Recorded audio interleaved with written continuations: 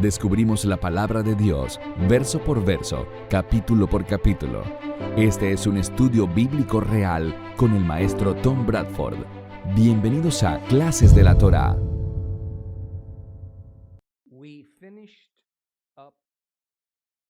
Terminamos el capítulo 6 de Apocalipsis en la última lección, así que lo resumiremos para sentar las bases del fascinante capítulo 7 que estudiaremos hoy.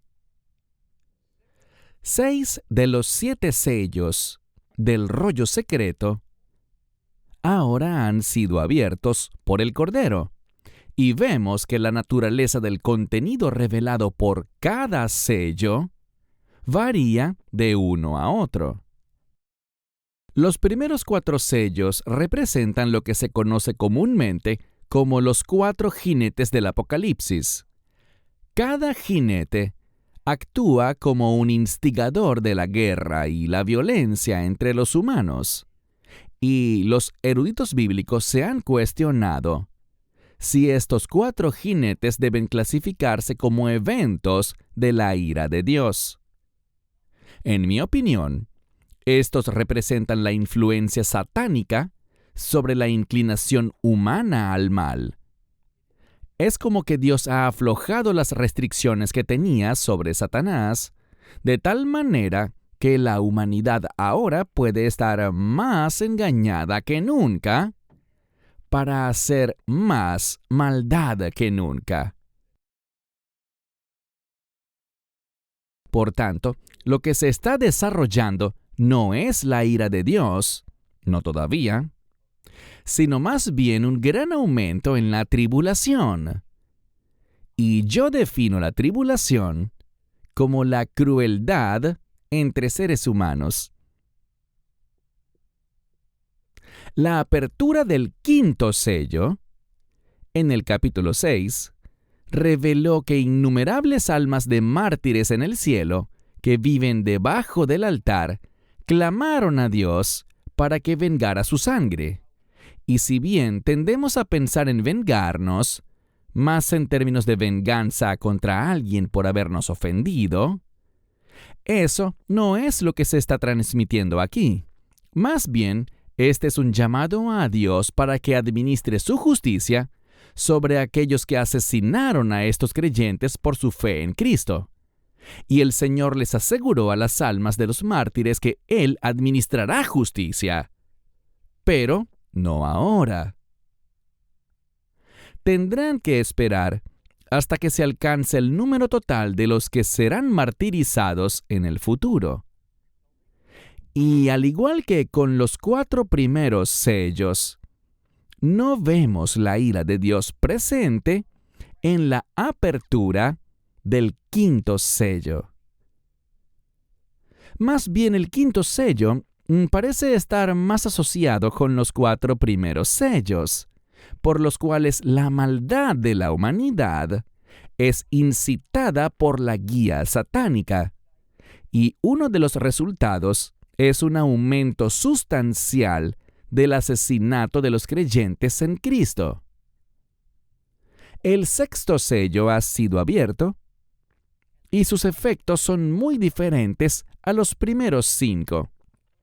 Los primeros 5 sellos tienen que ver con un aumento del caos entre los humanos. Pero el 6º sello representa un caos repentino en la naturaleza. De manera que ocurre un gran terremoto. El sol se oscurece, la luna se pone roja como sangre y las estrellas caen del cielo.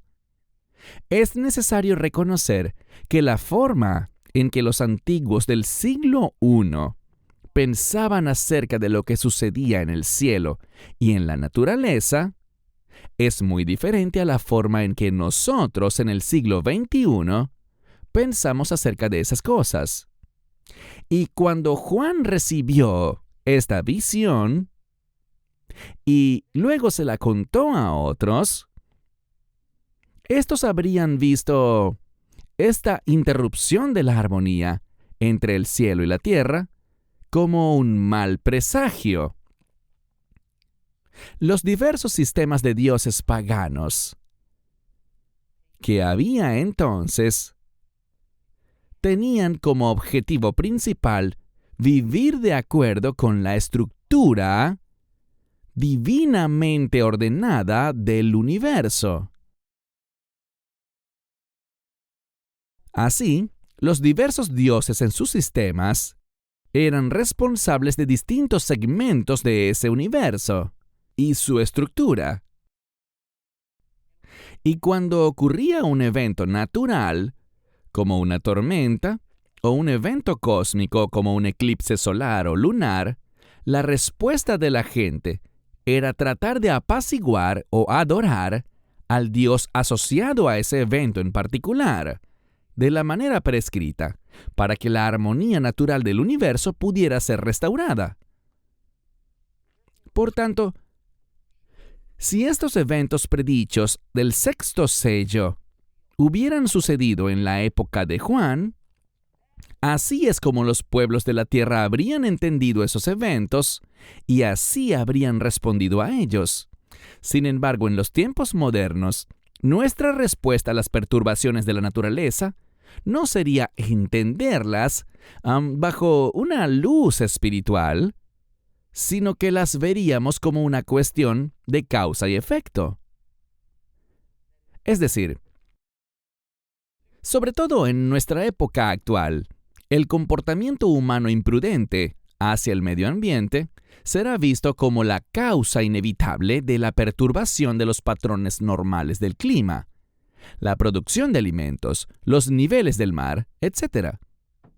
En cuanto a las interrupciones en el cosmos, estas tampoco serían vistas como indicadores espirituales, sino como eventos desafortunados, pero demasiado reales, que se explicarán en términos puramente científicos.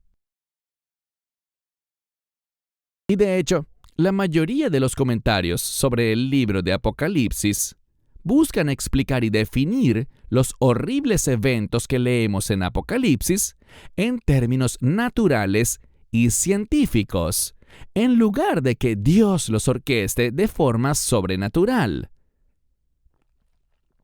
La redacción de los versos 12, 13 y 14 no indica que estas catástrofes sucedan al mismo tiempo.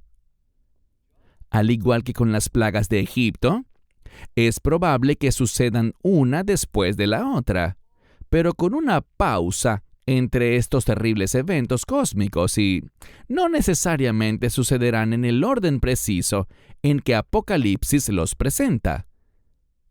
Para el creyente de los tiempos de Juan y en nuestro tiempo, el hecho de que estos eventos devastadores sean predichos de antemano y sucedan en un periodo de tiempo relativamente corto, solo puede indicar que son el resultado de la ira sobrenatural de Dios. Por tanto, a mi parecer, el sexto sello podría representar los primeros actos reales de la ira de Dios que leemos en Apocalipsis. Reconozco que categorizar y etiquetar cosas como la ira o la tribulación es un poco incierto, ya que nuestras definiciones tienden a centrarse en el ser humano y podrían no encajar en las definiciones de Dios. Esto se demuestra por el hecho de que los académicos bíblicos tampoco han llegado a un consenso sobre esas definiciones y categorías. Entonces, aunque estoy bastante seguro de lo que estoy diciendo, o no lo estaría diciendo, ya que estamos discutiendo profecías aún no cumplidas, siempre es prudente tomar cualquier enseñanza sobre el asunto, incluida la mía, con mucha cautela.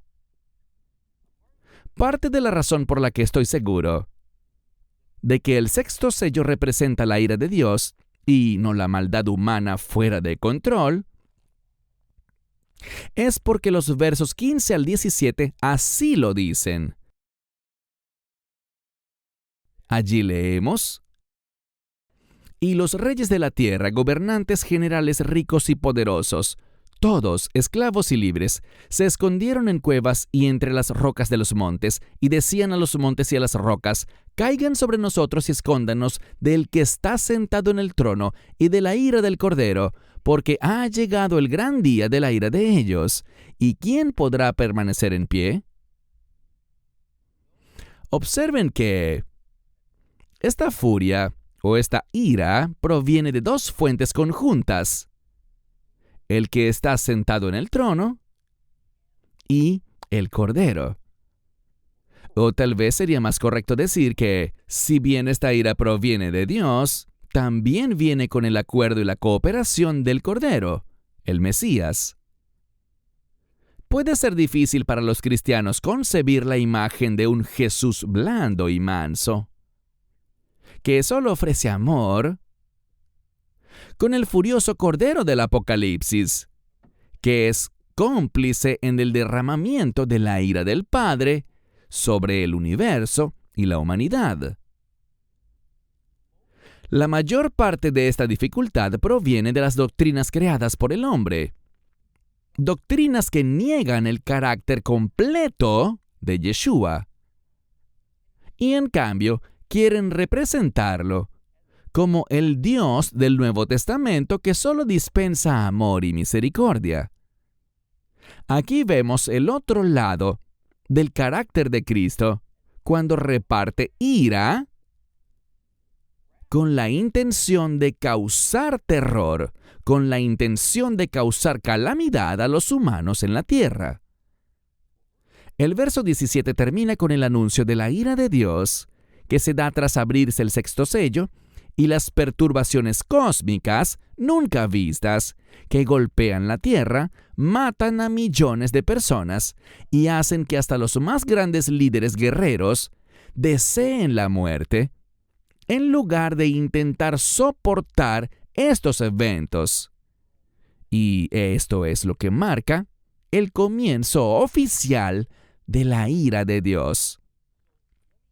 Quisiera enfatizar que, si nosotros, los creyentes, todavía estamos aquí en la tierra, cuando estas cosas catastróficas comiencen a suceder en los cielos, entonces podemos tener la seguridad de que ese es el día en que comienza la ira de Dios, descrita por Juan en Apocalipsis y por otros profetas bíblicos.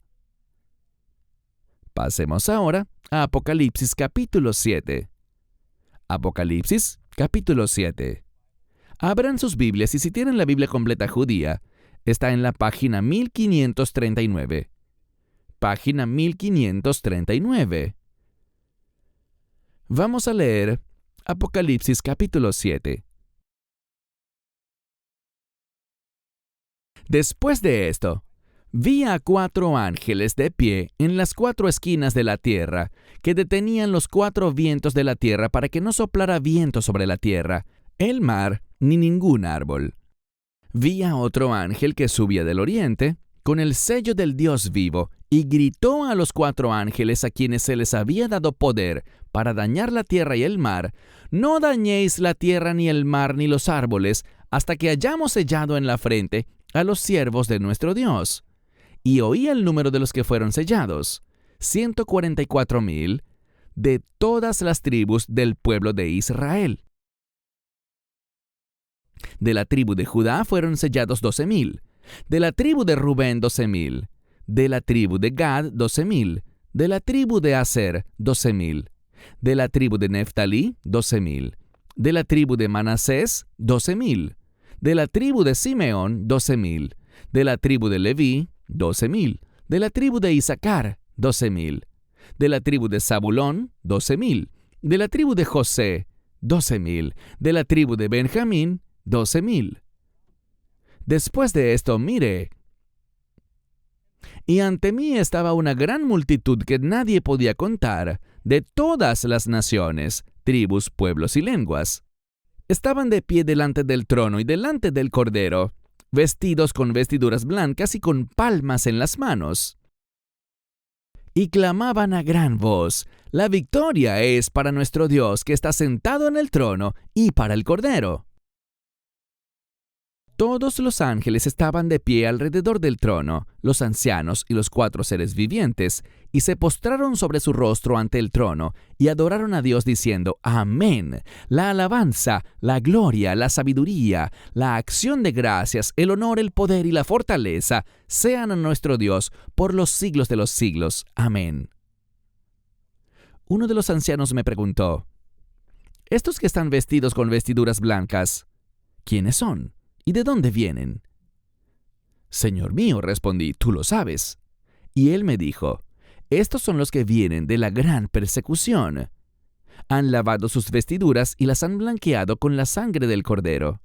Por eso están delante del trono de Dios. Día y noche les sirven en su templo, y el que está sentado en el trono pondrá su Shejinah sobre ellos. Nunca más tendrán hambre, nunca más tendrán sed. El sol no los quemará, ni ningún calor abrasador. Pues el Cordero, que está en el centro del trono, los pastoreará y los guiará a manantiales de agua viva, y Dios enjugará toda lágrima de sus ojos. Las primeras palabras de este capítulo son, después de esto vi. Estas palabras representan un punto de partida inmediato para los eruditos bíblicos, debido a las distintas doctrinas que haya adoptado cada quien sobre la línea de tiempo de los eventos del Apocalipsis. Los del grupo de los dispensacionalistas pretribulación, para que su línea de tiempo tenga sentido, deben declarar que el capítulo 7 no está en orden cronológico. La explicación que suelen dar para esta anomalía es que el capítulo 7 es como un paréntesis que fue insertado para explicar cómo es que Dios evitará que sus creyentes tengan que experimentar el trauma del evento que ellos llaman la tribulación.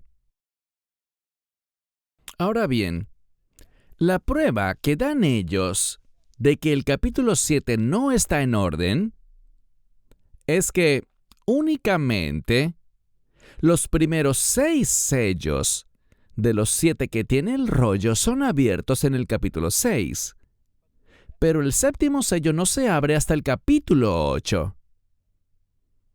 Entonces el capítulo 7 se interpone en la línea que va directo del sello 6 al sello 7.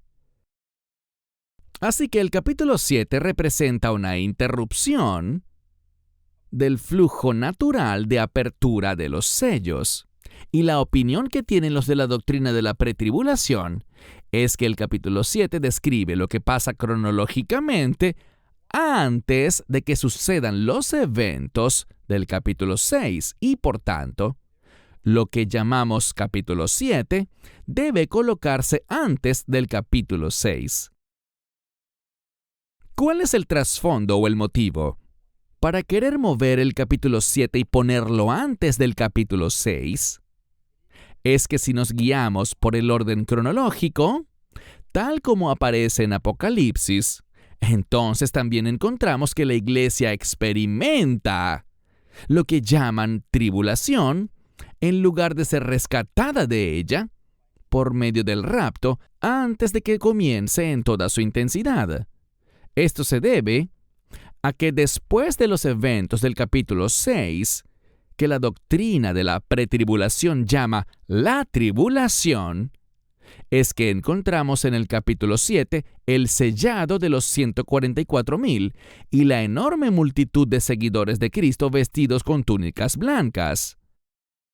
Los seguidores de la doctrina de la pretribulación piensan que estos son los que fueron arrebatados antes del comienzo de la tribulación. En pocas palabras, si tomamos el capítulo 7 y lo ponemos antes del capítulo 6, entonces la doctrina de la pretribulación funciona bien cronológicamente. Si no estamos de acuerdo en hacer eso, entonces la línea de tiempo no funciona. Para que quede claro, No estoy diciendo que sea imposible que la gente de la pretribulación tenga razón. Sin embargo, esa burda reestructuración de la Sagrada Escritura, con el fin de hacer que su doctrina preferida de los tiempos finales tenga sentido, parece dudosa en el mejor de los casos. Y luego está la cuestión de los patrones de Dios.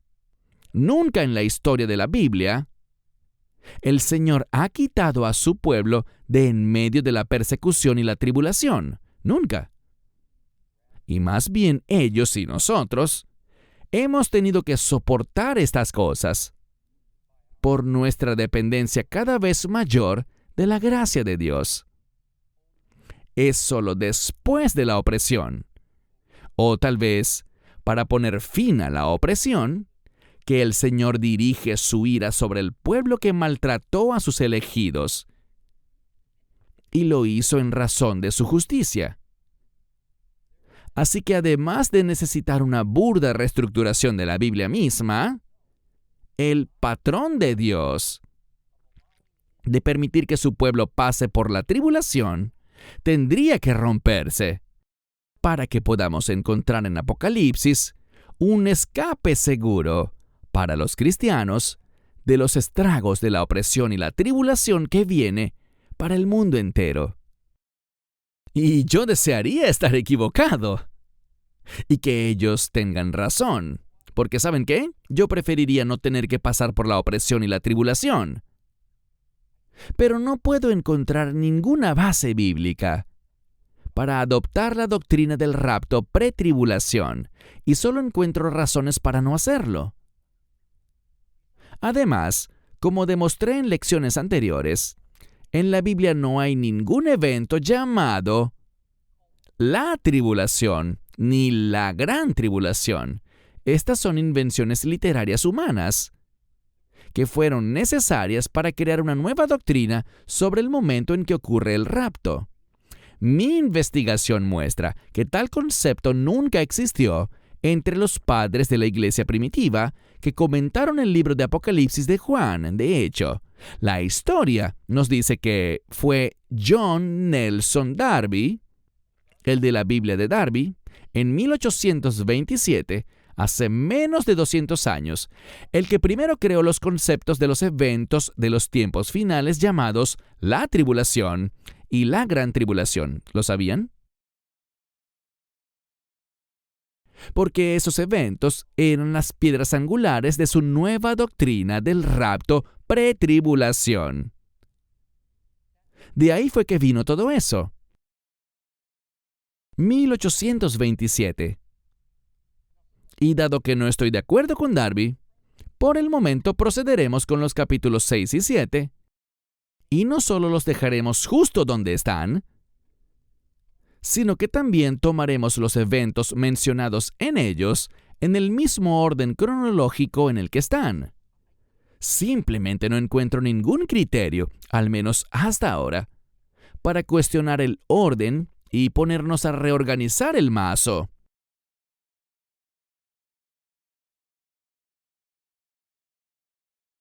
Disculpen, estoy ajustando esto en mi oído.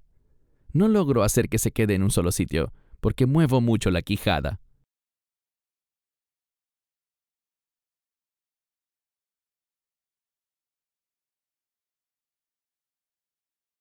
En el capítulo 7, verso 1, Juan dice que vio a 4 ángeles de pie en los 4 rincones de la tierra. Esto representa la forma en que los antiguos imaginaban la tierra, parecida a una forma cuadrada, y por tanto tiene esquinas. Los antiguos israelitas generalmente estaban de acuerdo con esa idea, pero también concebían a Jerusalén como el centro de la tierra. El número 4 en la Biblia normalmente simboliza las 4 direcciones de la brújula. Así que, por lo general, cuando encontramos el número 4 en las Escrituras, la intención es indicar que la acción abarca a todo el planeta. En este caso, la escena nos muestra a 4 ángeles sin nombre y sin clasificar, que están a cargo de los vientos que soplan por el planeta. Estos 4 ángeles tienen la orden de contener los vientos para que ningún viento sople a través de nuestras masas terrenales continentales ni sobre los mares y océanos. Aquí una vez más, es común que los comentaristas bíblicos hagan su interpretación recurriendo a la alegoría.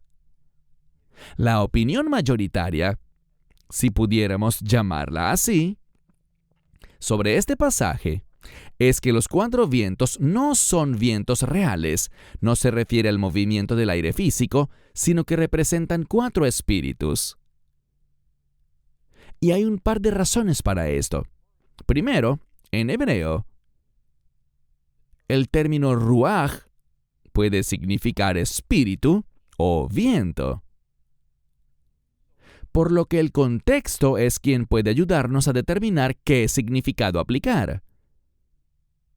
Segundo, si podemos tomar el significado figurativo de viento como espíritu, entonces podemos conectarlo con los 4 jinetes del capítulo 6, que son espíritus, ya que definitivamente esos 4 jinetes no son hombres y caballos reales, tangibles y físicos. Esa teoría funciona siempre y cuando ignoremos la última mitad del versículo 1. Porque allí dice, para que no soplara viento sobre la tierra, sobre el mar, ni sobre ningún árbol. Eso suena a viento para mí. Se vuelve bastante absurdo si insistimos en decir que está hablando de espíritus. Tendríamos que decir que ningún espíritu soplaría sobre la tierra, el mar o ningún árbol, y eso no tiene sentido. Así que viento es la traducción correcta y el significado lógico. Lo que se predice es que literalmente todos los vientos del planeta cesarán repentinamente, por cierto periodo de tiempo. ¿Cómo podría afectarnos un evento meteorológico de ese tipo? Bien, en la época en que todo el transporte marítimo de mercancías y personas se hacía por barcos de vela, uno de los peores miedos eran que hubiese calmas ecuatoriales. Las calmas ecuatoriales son fenómenos en los que hay completa calma en la superficie del mar, por lo que un barco únicamente se movería estando a la deriva, a merced de las corrientes oceánicas que pudieran haber. Hay muchas historias de marineros que, por estar en barcos que permanecen en aguas calmadas durante mucho tiempo, gran parte de la tripulación se volvía loca, se amotinaba o incluso morían de hambre. Además, la ausencia de viento significaba que no habría tormentas que les pudieran proveer la lluvia con la que contaban para reponer el agua potable. El clima de nuestro planeta depende completamente de los vientos. Si los vientos cesaran en todas partes, la distribución desigual del calor en la Tierra eventualmente resultaría en un gran aumento de la diferencia de temperatura entre el frío de los polos y el ecuador caliente, así como entre la tierra y el mar, hasta eventualmente llegar al punto en que la mayor parte de la superficie de la Tierra no podría soportar la vida como la conocemos. Las zonas frías se volverían extremadamente frías y las zonas cálidas se volverían extremadamente calientes. Así que cuando ocurra esta interrupción del flujo de aire en todo el mundo, será devastador para la naturaleza y para los humanos. El verso 2 nos habla de otro ángel. Se nos dice que este ángel viene del este o del oriente. ¿Y por qué viene del oriente? Ezequiel 43, versos 1 y 2. Después de esto me llevó a la puerta que mira hacia el oriente, y vi la gloria del Dios de Israel que venía desde el oriente. Su voz era como el sonido de aguas torrenciales, y la tierra brillaba con su gloria. El oriente siempre es la dirección más importante en la Biblia. Tradicionalmente, el oriente era la dirección de la que provenía la manifestación divina. El templo en la tierra miraba hacia el oriente. Así como los números tienen significado y a menudo forman un patrón repetitivo en la Biblia, igual pasa con las direcciones de la brújula. Este nuevo ángel tenía consigo un sello de Dios y le dijo a los 4 ángeles que controlaban los vientos del planeta que esperaran un poco antes de contener los vientos para que este otro ángel tuviera la oportunidad de sellar a los siervos de Dios en la frente.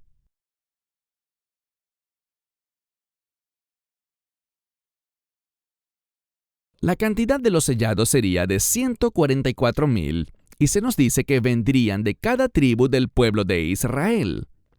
Una vez más, los comentaristas bíblicos se van por distintas alternativas al tratar de discernir quiénes son estos 144,000.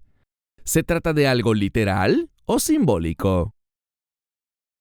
La opinión que parece ser más extendida es que el número y las personas que son selladas son simbólicos. Es decir, que no hay un número especificado de personas que serán selladas y protegidas, pero no serán israelitas, serán cristianos gentiles. Será gente de la iglesia. Hay varios aspectos que discutir de estos pasajes. Pero primero, ¿qué significa ser sellado? En realidad, no hay un consenso sobre esto. Pero, si hemos de usar la Biblia para definirse a sí misma, que suele ser la mejor opción, entonces debemos buscar un pasaje similar que también está en Ezequiel. Ezequiel 9 del 1 al 6. Entonces clamó con gran voz a mis oídos, convoca a los comandantes de la ciudad, cada uno con su arma destructora en la mano. De inmediato, 6 hombres se acercaron por el camino desde la puerta superior que mira al norte, cada hombre con su arma destructora en mano. Entre ellos había un hombre vestido de lino, con una cartera de escribano a la cintura. Entraron y se pararon junto al altar de bronce. Entonces la gloria del Dios de Israel subió desde el querubín, donde había estado, hasta el umbral de la casa, y llamó al hombre vestido de lino, que tenía la cartera de escribano a la cintura. Y Adonai le dijo, pasa por en medio de la ciudad, atraviesa todo Jerusalén y pon una señal en la frente de los hombres que gimen y lloran por todas las prácticas repugnantes que se cometen en ella. A los demás le oí decir, atravesad la ciudad tras él y atacad. No perdone vuestro ojo, no tengáis piedad. Matad a viejos, jóvenes, doncellas, niños pequeños, mujeres, matadlos a todos. Pero no os acerquéis a nadie que tenga la señal. Comenzad por mi santuario. Comenzaron, pues, con los líderes que estaban delante de la casa. Verán, los reyes o aristócratas de la antigüedad usaban sellos para reclamar su propiedad sobre algo, sellándolo con su nombre personal reconocido. Esta era esencialmente una señal de no pase. En este pasaje de Ezequiel, antes de que todas estas personas fueran asesinadas por orden de Dios, que en su mayoría eran israelitas que vivían en Jerusalén, aquellos que se negaban a participar en la idolatría de sus hermanos debían ser apartados para Dios, con una señal en la frente que supongo que sería puesta por ángeles. Luego otros ángeles debían ir por toda la ciudad matando a todos, incluso mujeres y niños, y hasta los sacerdotes y levitas, pero no debían dañar a nadie que tuviera la señal de Dios. Me parece que es bastante claro que debemos aplicar el significado general de este pasaje de Ezequiel a nuestra comprensión de Apocalipsis 7, verso 3, respecto al sellado. En cuanto al número, 144,000 es un número muy específico. Y aquí nos explican cómo fue que se llegó exactamente a ese número. Consiste en 12,000 sellados de cada una de las 12 tribus de Israel.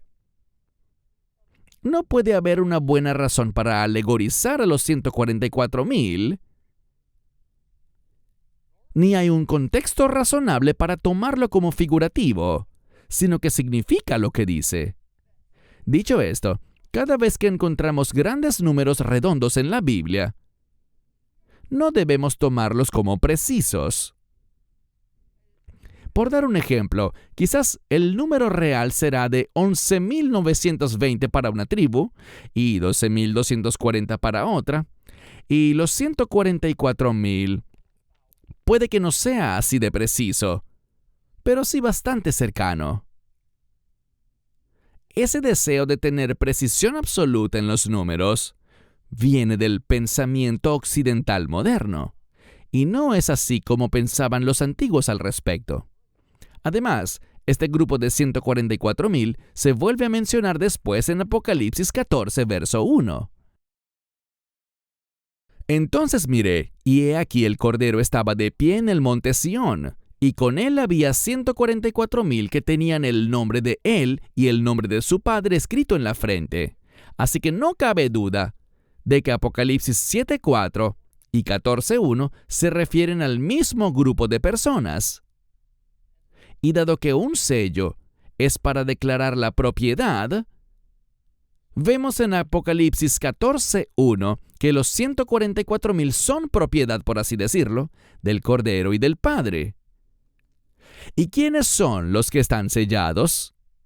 Uno pensaría que no solo porque se nos dice explícitamente que son de todas las tribus de Israel, sino que como cada tribu se menciona por su nombre, y también aparece el número de sellados, la misma cantidad para cada tribu, el asunto estaría resuelto.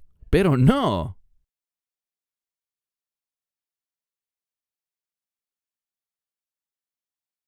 El cristianismo en su mayoría afirma que los 144,000 no pueden ser israelitas. Tienen que ser cristianos gentiles.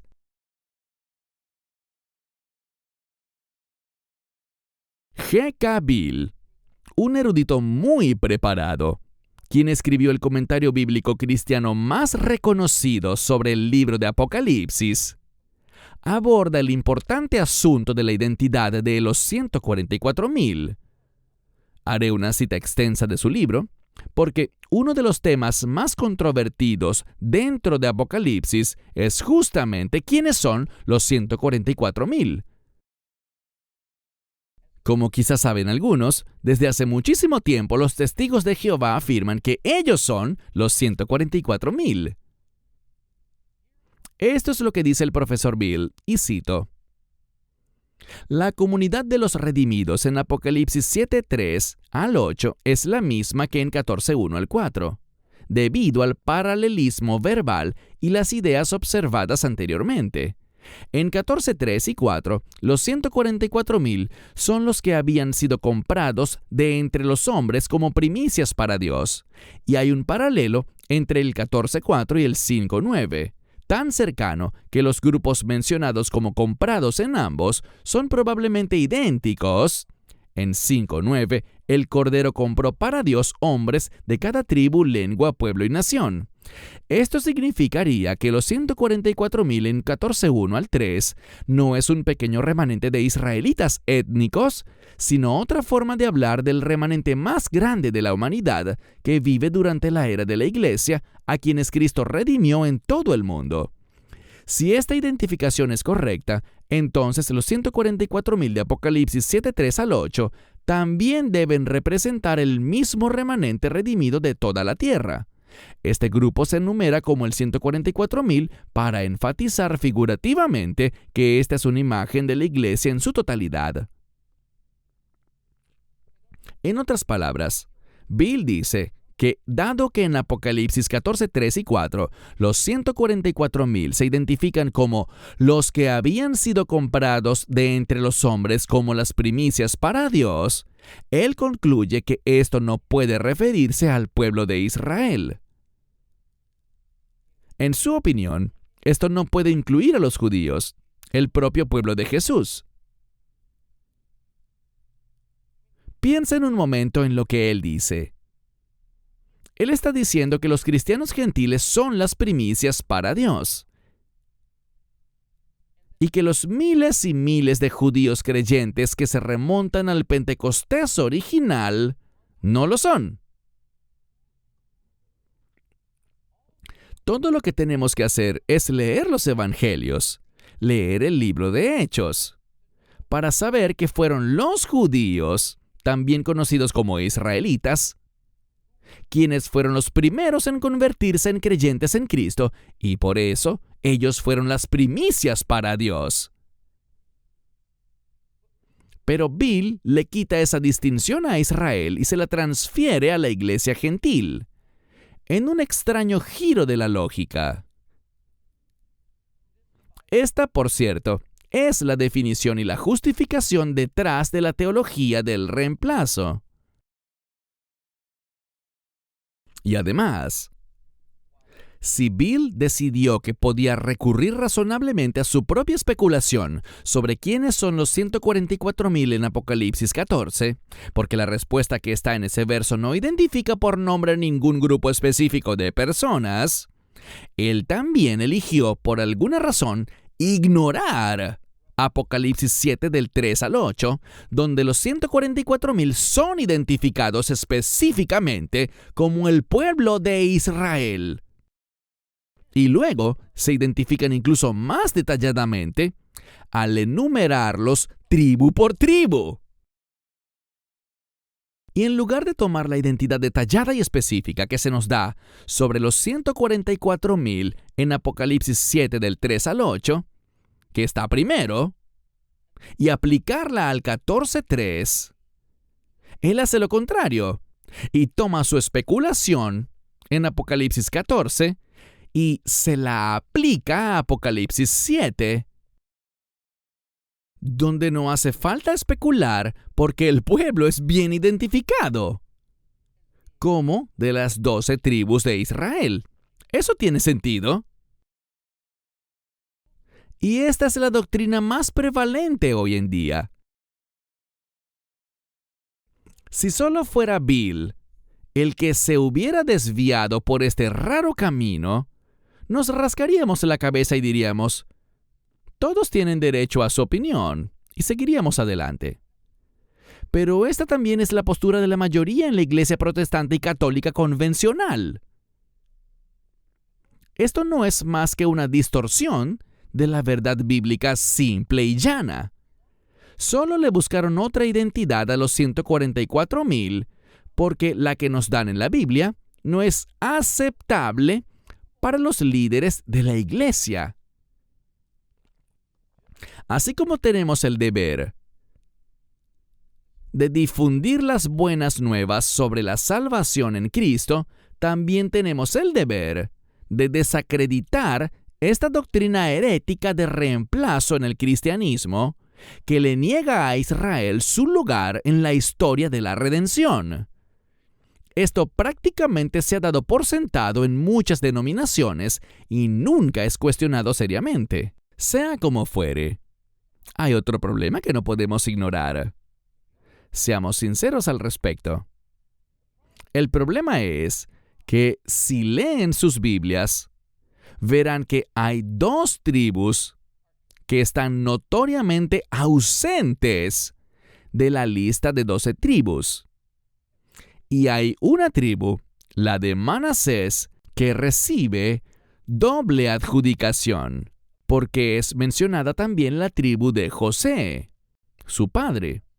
Hablemos de esto en detalle, porque quizás haya pasado un tiempo desde que estudiaron la Torá, y allí se habla en detalle de las tribus. Dios le dio a Jacob, el nieto de Abraham, un nuevo nombre e identidad: Israel. Así que Israel y Jacob son dos nombres de la misma persona. Israel se casó con dos hermanas, Lea y Raquel, y también tuvo dos concubinas. De las esposas y concubinas nacieron 12 hijos, y estos 12 hijos se convirtieron en los fundadores y homónimos de las 12 tribus de Israel, o en las 12 tribus de Jacob. Pero como hubo una hambruna cuando vivían en Canaán, que afectó también zonas del Medio Oriente y África, Jacob se trasladó con su familia a Egipto y hubo un feliz reencuentro con el hijo que él creía haber perdido para siempre, José. Cuando Jacob se hizo muy viejo, quiso otorgar la bendición tradicional a sus dos nietos, los hijos de José. Sus nombres eran Efraín y Manasés. Pero para sorpresa de José, Jacob no solo los bendijo, sino que también los adoptó como hijos propios. Entonces, durante un tiempo, allá en Egipto hubo 14 tribus de Israel. Los 12 hijos originales de Jacob, más sus dos nietos, que él le quitó a José y los elevó a estatus de hijos suyos. Estando en su lecho de muerte, llamó a todos sus hijos y pronunció una bendición profética sobre todos ellos. En esa bendición familiar, Jacob le quitó la autoridad tribal a José y se la dio a sus hijos Efraín y Manasés. No nos dicen por qué lo hizo. Por tanto, las 14 tribus de Israel se redujeron a 13. Ahora había 13 tribus de Israel. Cuando Israel huyó de Egipto, había 13 tribus en Israel. Más tarde, durante el Éxodo, Dios sacó a la tribu de Leví de entre las filas de Israel y los apartó como una tribu de sacerdotes dedicados a servirle. El Señor declaró específicamente que Leví ya no debía contarse entre sus hermanos, es decir, entre las otras tribus de Israel. Por tanto, a las 13 tribus se le había restado una y ahora volvían a ser 12 tribus. Entonces, cuando terminó el Éxodo e Israel entró a la tierra prometida, fue con 12 tribus. Sin embargo, estas 12 no eran las mismas 12 que existían originalmente. La tribu de José ya no estaba en la lista, y tampoco Leví. Efraín y Manasés los reemplazaron para todos los efectos. A lo largo de la historia israelita, desde el momento en que entraron a Canaán hasta el día de hoy, ese grupo modificado de 12 tribus es lo que constituye las 12 tribus de Israel. Sin embargo, aquí en Apocalipsis capítulo 7, vuelve a hacerse otra modificación a la composición de las 12 tribus. Por alguna razón que no es mencionada, las tribus de Dan y Efraín ya no están incluidas. Pero la tribu de Leví ha sido reintegrada y la de José también ha sido readmitida en el grupo. Ha habido mucha especulación entre judíos y cristianos gentiles sobre cuál es la razón de esto. Y como pasa con la mayoría de las controversias que rodean el libro de Apocalipsis, no hay consenso. Y creo que ni siquiera hay una opinión mayoritaria sobre este asunto. Pero mientras hacía mi investigación, debo decir que la mayoría de los eruditos bíblicos modernos y un puñado de los anteriores han llegado a la conclusión de que es muy probable que esto se deba a que Juan entendió mal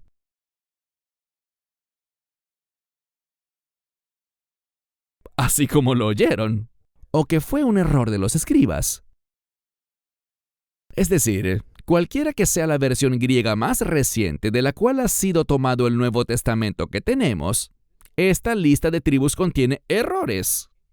Y a decir verdad, no es raro ver que cuando los eruditos bíblicos no pueden encontrar una respuesta a un problema bíblico que puedan defender razonablemente, el error del escriba suele ser la solución para ellos. Yo dudo seriamente que haya habido un error de escribas o que Juan entendiera mal. Por un lado, hemos visto algunos cambios en la composición tribal en el Antiguo Testamento a lo largo del tiempo, y no debería sorprendernos ver otros cambios en Apocalipsis. Y por otro lado, pensar que Juan no conociera las diversas iteraciones de las 12 tribus a lo largo de los siglos y las tradiciones asociadas a eso es impensable. En lo referente a copias posteriores del libro de Apocalipsis, el Antiguo Testamento facilita bastante la tarea de investigar y encontrar la composición de las 12 tribus y cómo ésta cambió a lo largo de los siglos. No es nada difícil, así que de haber un error lo habrían detectado rápidamente.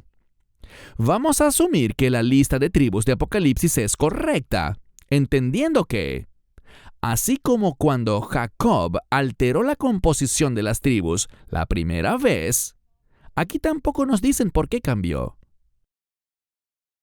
Dicho esto, debemos dejar la puerta ligeramente entreabierta.